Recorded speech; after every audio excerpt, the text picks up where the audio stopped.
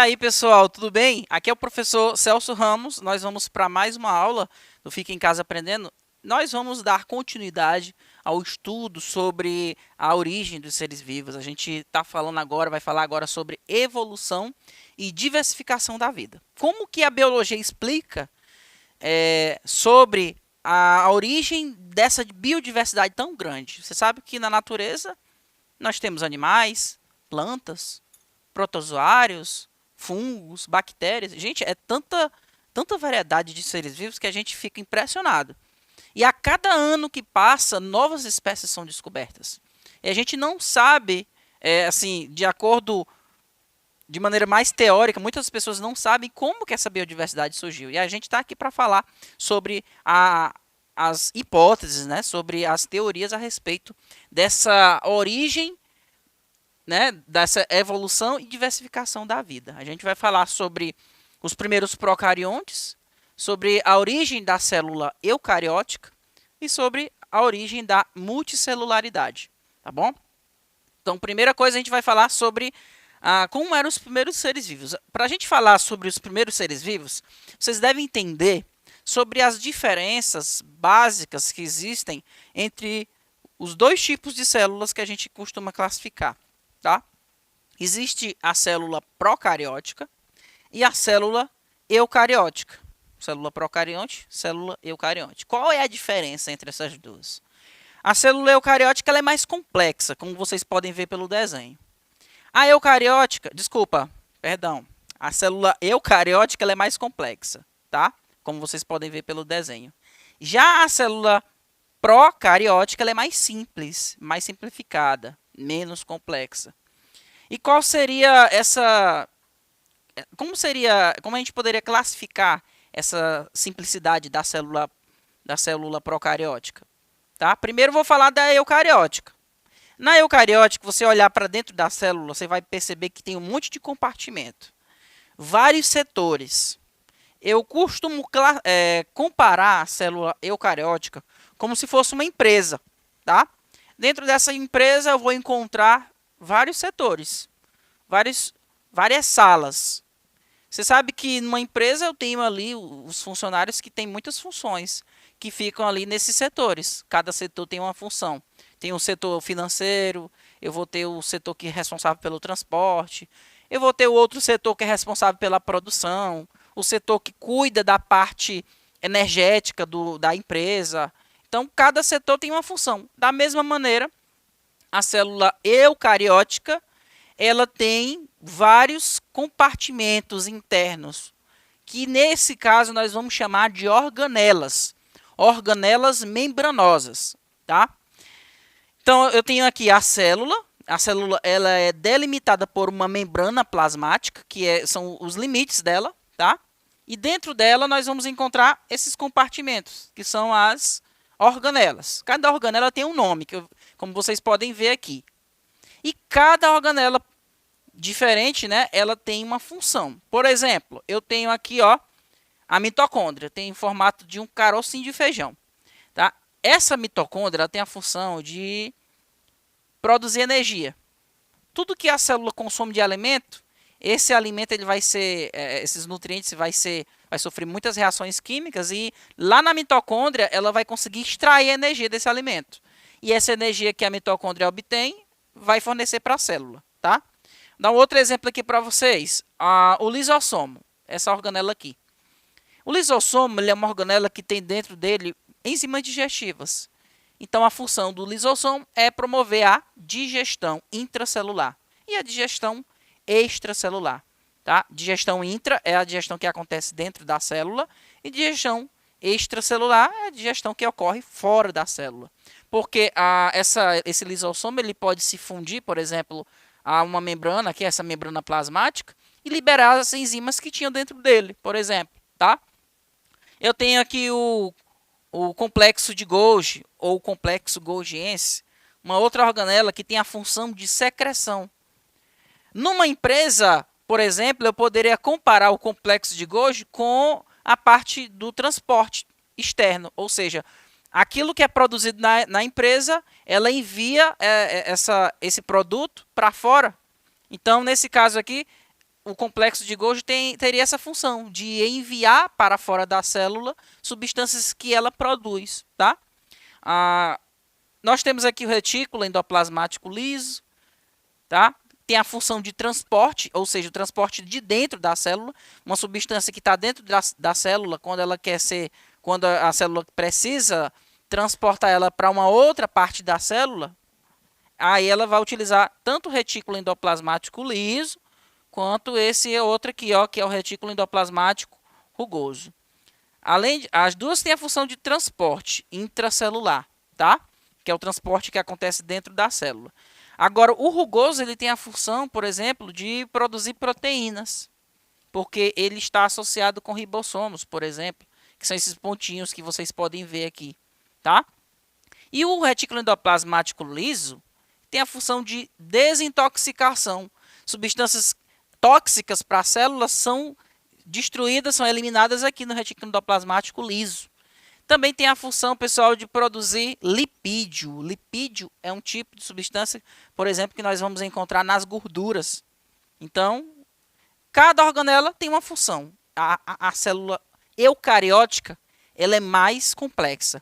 E a principal característica, além das organelas membranosas, nós vamos encontrar o núcleo delimitado por uma membrana. O núcleo é o local onde nós vamos encontrar o material genético da célula, que é o DNA.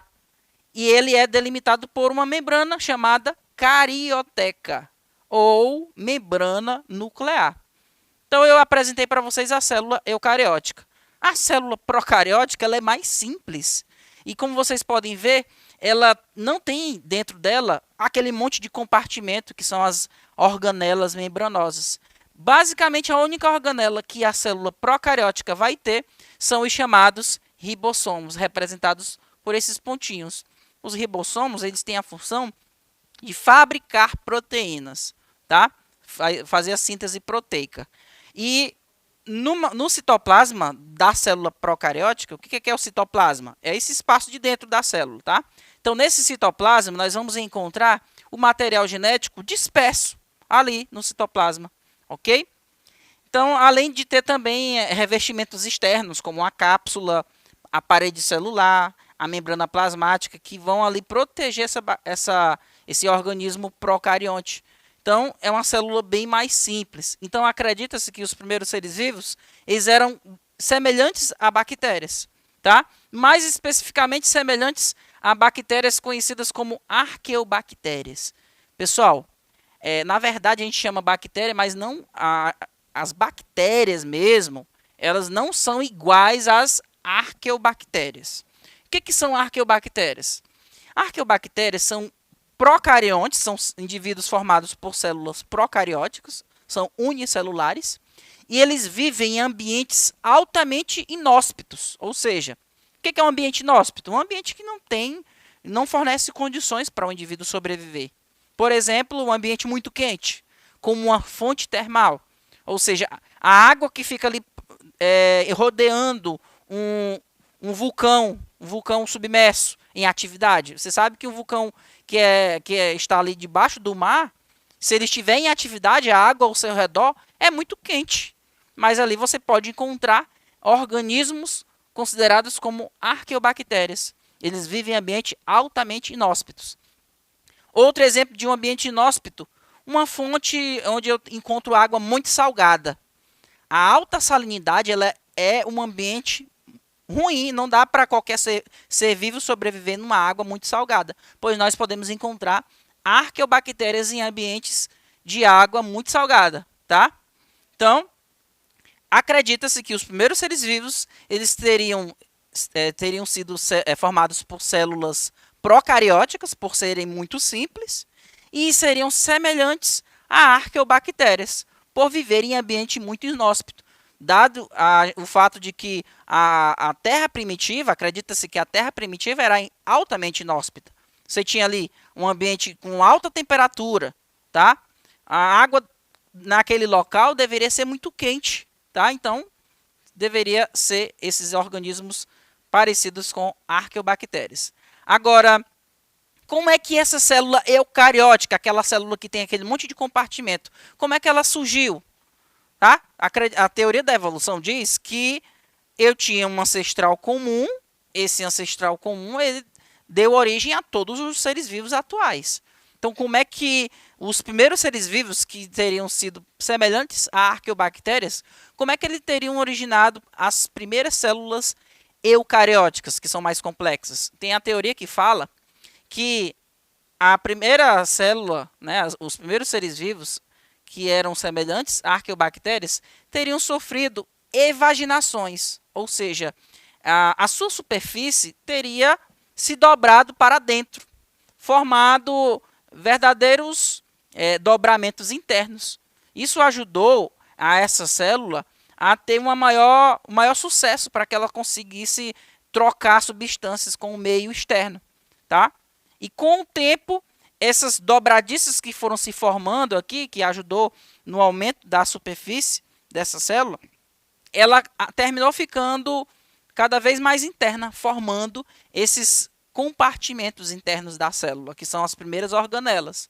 Então, essa hipótese aqui, ó, ela fala de invaginações de membrana plasmática. A membrana plasmática teria se invaginado e formado os primeiros compartimentos internos, tá? Uma outra situação também que a gente encontra nas células eucarióticas é que elas possuem dois tipos de organelas que estão relacionadas com o metabolismo energético. Uma primeira organela que a gente pode mencionar é a mitocôndria, tá? Essa organelazinha aqui, ó. A mitocôndria, ela tem a função na célula de produzir energia para ela, tá? E uma outra organela também que a gente pode levar em consideração com relação ao metabolismo energético são os plastos, tá? Um exemplo de plasto a gente pode citar o cloroplasto. Cloroplasto é uma organela que a gente encontra nas células vegetais que é responsável pela fotossíntese. Então, tanto a mitocôndria quanto o cloroplasto são organelas que possuem DNA próprio. Vocês sabiam disso? São organelas que têm um DNA próprio. E elas conseguem se autoduplicar sem necessidade de comando da própria célula. Então, como essas organelas têm o próprio DNA e como elas conseguem se autoduplicar, existe uma teoria, tá, que fala, é chamada hipótese endossimbiótica ou teoria simbiogênica. O que essa teoria fala? Ela diz o seguinte: depois que as primeiras células procarióticas sofreram invaginações, produzindo esses compartimentos aqui, as mitocôndrias e os cloroplastos teriam surgido porque essa célula, que já tinha esses compartimentos aqui dentro dela, teria se associado com outras bactérias que tinham capacidade, por exemplo, de fazer fotossíntese, como no caso da bactéria que originou o cloroplasto, e teria se associado com uma outra bactéria semelhante à mitocôndria. Então, ou seja, o que significa esse termo endossimbiose? Simbiose significa viver junto. E endo quer dizer que o indivíduo vai viver junto com o outro, só que vai ficar dentro do outro, vivendo com ele. Então, as primeiras células, elas teriam englobado bactérias, outras bactérias mais simples, tá? Essas bactérias, ao serem englobadas, elas recebiam dessa célula maior abrigo, proteção, e também conseguia obter também proteção, e o seu DNA, o DNA da célula principal aqui, também fornecia enzimas importantes para que essa bactéria que está dentro dela pudessem exercer as suas funções. Em contrapartida, essas bactérias que estariam dentro dessa célula forneciam energia para ela, tá? Isso aconteceu tanto no caso da mitocôndria quanto no caso do cloroplasto. Então, tanto a mitocôndria quanto o cloroplasto teriam sido bactérias que foram englobadas por uma célula maior. E aí passaram a ter dependência. Tanto a célula grande quanto essas células menores aqui, as bactérias menores, teriam adquirido interdependência. Elas não poderiam viver uma sem a outra. E aí essa primeira bacterinha que vocês estão vendo em vermelho teria originado as mitocôndrias, e essa segunda teria originado os cloroplastos. E aí dando origem, no caso, da célula eucariótica atual. Só que a célula eucariótica nós encontramos a célula eucariótica dos animais, que não tem o cloroplasto, tá? Porque os animais não fazem fotossíntese. E nós temos a célula das plantas, por exemplo. No caso da célula das plantas, nós vamos encontrar tanto mitocôndrias quanto os cloroplastos, tá? Então, essa aqui é a teoria endossimbiótica. Então, nós podemos ver o seguinte, isso aqui é a árvore ancestral, que ela conta a história de toda essa evolução e diversificação dos primeiros seres vivos. Acredita-se que quem está aqui no tronco dessa árvore representa o ancestral comum, que seria um ancestral procariótico de todos os seres vivos. Esse ancestral procariótico de todos os seres vivos teria se dividido em dois grupos, tá? Que está sendo representado por dois galhos aqui dessa árvore, ok? Nesse primeiro galho aqui, ó, olha só, nesse primeiro galho teria originado as eubactérias, são as bactérias verdadeiras. Seria essa célula ancestral que não teria tido nenhum tipo de relação endossimbiótica, não teria englobado nenhuma outra bactéria. Então, elas continuaram procariontes, então originou esse primeiro tronco aqui. Já esse segundo galho aqui dessa árvore teria originado dois subgalhos aqui, como vocês podem ver. Nesse primeiro aqui, olha só, nesse primeiro aqui teria originado as árqueas, ou seja, bactérias que vivem em ambientes altamente inóspitos. E nesse segundo aqui, ó, o que foi que aconteceu? Aconteceu o que a gente comentou anteriormente, a endossimbiose, ou seja, o grupo que absorveu dois tipos de bactérias, né, como foi o caso desse aqui, ó, que absorveu tanto essa bactéria verdinha quanto a bactéria vermelha, nesse caso aqui teria originado as células das algas, né, das plantas. E nesse segundo caso, que é o exemplo dessa célula aqui, que só englobou essa bactéria que originou a mitocôndria, teria originado o quê? Os outros indivíduos que são eucariontes, que é o caso dos protozoários, dos animais e dos fungos. Então, é um mecanismo que teria acontecido ao longo de milhares e milhares de anos, tá? Agora eu vou falar para vocês sobre a origem da multicelularidade, porque vamos pensar o seguinte, aqui todo mundo era unicelular, formado por uma única célula. Como é que esses outros indivíduos aqui foram originados? As algas, as plantas, os protozoários, os animais, os fungos, porque você sabe que eles são feitos por muitas células. E você sabe que os primeiros seres vivos, segundo a teoria da evolução, teria sido unicelular. Como é que esses multicelulares começaram a existir? A gente vai falar sobre a origem da multicelularidade. Então, essa multicelularidade ela passou a acontecer por necessidade de especialização das células que formavam os seres vivos. Você sabe que os primeiros seres vivos, segundo a teoria, eram indivíduos unicelulares, tá? E quando, por exemplo, ocorreu a endossimbiose, quando as bactérias englobaram outras bactérias, aqui teria se originado os primeiros organismos protistas, tá? Por exemplo, protozoários. Então, aqui eu tenho um protista flagelado unicelular. Tá? Esse protista flagelado, ele, ao sofrer várias multiplicações celulares, era formado por muitas células iguais. Tá? Ocorreu a formação do agregado de organismos unicelulares. As células flageladas e não diferenciadas, elas formam uma esfera, como vocês podem ver aqui. Com o tempo, ocorreu a necessidade de um grupo dessas células, tá? Tem várias células unidas, uma parte dessas células aqui começaram a exercer uma função específica, tá? Células reprodutivas, elas começaram a sofrer especialização e, por consequência, transformaram-se. E aqui ocorreu o começo da formação dos primeiros tecidos, através do brotamento. Então, a multicelularidade ela teria acontecido pela necessidade dos organismos unicelulares de se unirem para formar um corpo, todo, tá? E aí foi sofrendo essa diversificação ao longo de milhares de anos. Então, espero que vocês tenham entendido. A gente encontra esses indivíduos no registro fóssil. E eu espero que vocês, pessoal, tenham entendido essa aula. A gente fica para explicar esses próximos tópicos nas próximas. Até mais. Tchau, tchau.